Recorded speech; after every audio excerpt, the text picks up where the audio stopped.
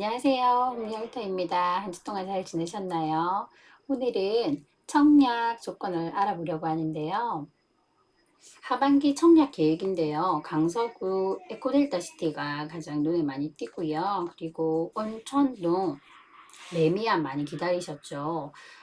세대 정보 보면은 4043세대고 일반 분양은 2331세대입니다. 분양 예정 시기는 이번에 11월로 공고가 났고요. 이제 입주 예정 시기는 2024년 4월입니다. 투자인에서 이번 10월에 분양 공고 모집이 나왔는데요. 한양 투자인에 이어 계속해서 분양 계획이 있으니까 관심 있으신 분들은 청약 동영장을 만드시면 좋겠죠. 그래서 오늘은 1순위 청약 조건을 한번 알아보도록 하겠습니다. 먼저 청약 홈으로 들어오시면 아파트 청약 안내가 있어요. 청약 주택에 들어가시면 주택의 종류에서 국민주택과 민영주택이 있고요. 청약 통장 보시면 주택 청약 종합저축이 있고 청약저축, 청약예금, 청약부금이 있는데 지금 청약저축과 청약예금, 부금은 지금 신규 가입이 중단된 상태라서 신규 가입은 할 수가 없습니다. 주택 청약 종합저축을 가입 가능하고요. 이것은 국민주택과 민영주택을 공급받기 위한 청약 통장이니 아직 청약 통장이 없으신 분들은 가입을 미리 해두면 좋을 것 같습니다. 청약 자격을 보시면요. 민영주택과 국민주택이 있는데 먼저 자기가 관심 있는 곳이 민영주택인지 국민주택인지를 먼저 아셔야 돼요. 국민주택과 민영주택에 따라서 조건이 조금씩 다르기 때문에 먼저 관심 있는 곳이 있다면 국민인지 민영인지를 먼저 아셔야 되고요. 국민주택은 국가, 지방자치단체나 LH, 지방공사 같은 것들이 건설하는 것이고요. 민영주택은 국민주택 외에 주택을 이야기합니다. 국민주택에 청약을 하기 위해서는 이제 청약 통장을 먼저 만들어서 가입을 하셔야 되고 청약 통장에 가입하고 수도권은 1년, 비수도권은 6개월이 지나야 되는데요. 수도권은 1년, 비수도권은 6개월이 경과해야 됩니다. 규제 지역은 2년을 각각 경과해야 되고요. 청약자의 거주지와 청약주택의 면적에 해당하는 예치금액 이상 납부하면 1순위가 되는데요. 이거는 저희가 면적에 따라서 금액도 다 다르니까 한번 확인을 해보시면 좋겠습니다.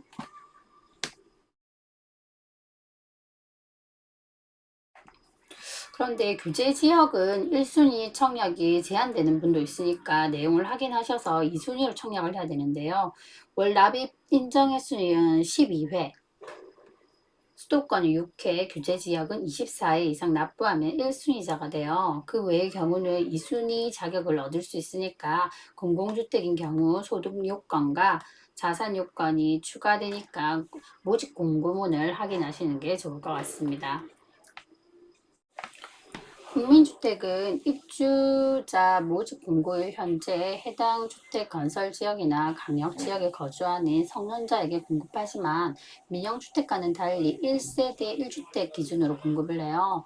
무주택 세대 구성원은 세대 전원이 주택을 소유하지 않은 세대의 구성원을 말하는데 세대 구성원이 무주택자들 자격이 되어야만 국민주택 청약이 가능합니다. 신청자는 신청자나 신청자의 배우자, 신청자의 직계 존속으로 신청자 또는 배우자와 같은 주민등록에 함께 등재되어 있는 사람이 가능하고요. 신청자의 직계 비속으로 신청자 또는 배우자와 같은 주민등록표에 등재되는 사람, 신청자의 배우자의 직계 비속으로 신청자와 같은 주민등록에 등재된 사람도 가능합니다. 일반 공급 1순위 제한 대상자는 세대주가 아닌 자는 안 되고요. 세대주만 가능하고요. 과거 5년 이내 다른 주택에 당첨된 사실이 없는 사람들만 가능합니다. 특별공급도 한번 보실게요. 신혼부부, 국가유공자, 노부모 비용자 등이 주택을 마련할 수 있도록 해주는 제도인데요. 특별공급은 한 세대당 평생 1회에 한정해서 공급하는 거예요. 청약자의 세대 구성원은 모집 공고일 현재 모두 무주택자여야 하고요. 과거 다른 주택의 특별 공급에 당첨된 사실이 없어야 됩니다. 무주택 구성원의 공급자의 예외가 있는데요. 수도권에서 지방으로 이전하는 기업이나 공장 있죠. 그런 사람들에 대한 특별 공급은 유주택자들도 가능해요. 그래서 이런 분들은 철거되는 주택의 소유자 및 세입자는 주택 공급에 대한 규칙에 의해서 특별 공급도 가능합니다. 기간 추천이라는 것도 있는데요. 기간 추천은 85제곱미터 이하의 국민주택과 민영주택의 건설량의 10% 범위에서 해당 기간의 장으로부터 추천받은 분들에게 제공이 되고요. 대표적으로는 국가유공자, 장애인, 중소기업 근로자, 북한 이탈 주민들이 기간 추천을 받을 수 있습니다. 신혼부부 보시면요. 신혼부부는 85제곱미터 규모의 국민주택과 민영주택의 건설량의 20% 범위 내에서 제공되는데요. 공공주택은 30% 내에서 공급이 됩니다.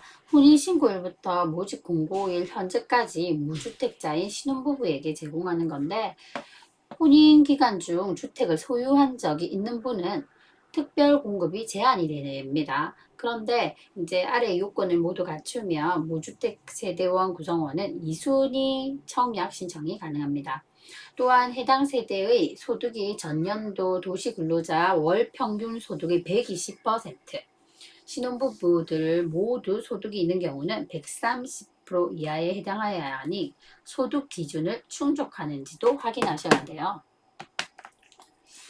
청약 자격이 까다롭죠. 2018년 12월 10일 이전에 기존 소유주택을 처분을 해야 되고요. 등기도 그때까지 완료를 해야 됩니다. 기존 소유주택의 처분일부터 입주자 공고 모집일까지 계속해서 무주택 세대 구성원을 유지해야 되고요. 입주자 공고일 현재 무주택 기간이 2년을 경과해야 됩니다. 혼인 기간은 7년 이내고요. 소득 기준을 충족해야 된다고 하니까 조금 청약 조건이 조금 까다로운 편이죠. 그래도 조금 이제 이 기준이 조금 많이 완화된 편이라서 이번 신혼부부 특공이나 이런 것들은 한번 노려볼 만합니다. 청약 통장에 가입한 지 6개월이 경과하고 청약 저축 매월 약정 납입일에 월 납입금 6회 이상 납부를 해야 되고요. 청약 예금은 지역별 예치금액에 상당하는 금액 예치를 해야 되고, 청약 보금은 매월 약정 납입일에 납입한 금액이 지역 85제곱미터 이하의 청약 예금 예치금액 이상이어야 됩니다. 주택청약 종합저축은요, 주택 종류에 따라 청약 저축 및 청약 예금이 동일합니다. 다자녀도 있는데요.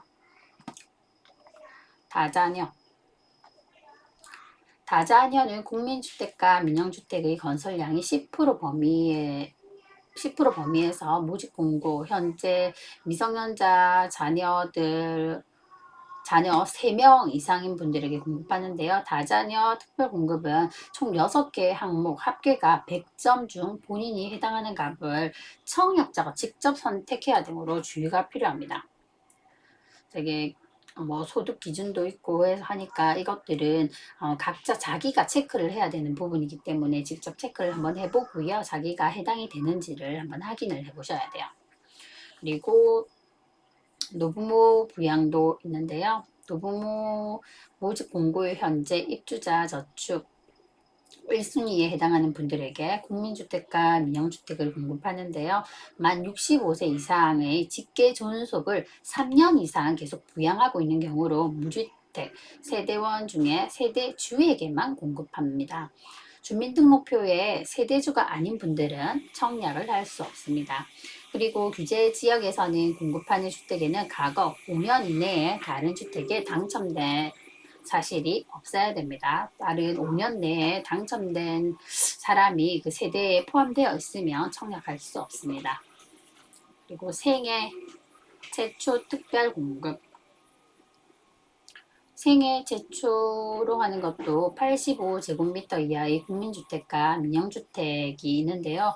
모집일 현재 세대 구성원 모두 과거주택을 소유한 사실이 없는 분들이 다음의 요건을 충족하면 공급이 가능한데요. 주제지역에서는 공급하는 주택의 과거 5년 이내 다른 주택에 당첨된 세대에 속한 자 또는 세대주가 아닌 경우 청약할 수 없습니다. 특별 공급과 일반 공급 청약은 인터넷을 통해서 가능하고요. 청약홈 모바일 어플이나 PC에서 모두 가능하니까 한번 직접 들어오셔가지고 여기 청약 연습하는 것도 있거든요. 한번 들어오셔서 한번 해보시면 좋을 것 같아요. 그리고 청약 시 잘못된 정보를 신청해서 당첨이 되면은 부적격으로 불이익을 받을 수 있으니까 사전에 미리 체크리스트를 통해서 자기 가점을 미리 확인해 보시면 좋을 것 같습니다. 자세한 내용은 청약 홈사이트에서 확인이 가능하니까 직접 한번 들어오셔가지고 여기 있는 부분들을 한번 다 클릭하셔서 한번 안내를 받으시면 좋을 것 같습니다. 오늘은 청약홈에 들어가서 청약 조건들을 알아봤는데요. 이제 하반기 분양 예정이 많이 나오고 있으니까 청약에 관심 있으신 분들은 미리 자기 통장을 확인하고 예치 금액도 확인하셔가지고 준비를 하시면 좋을 것 같습니다. 오늘은 여기까지 하겠습니다. 다음 시간에 또 만나요. 감사합니다.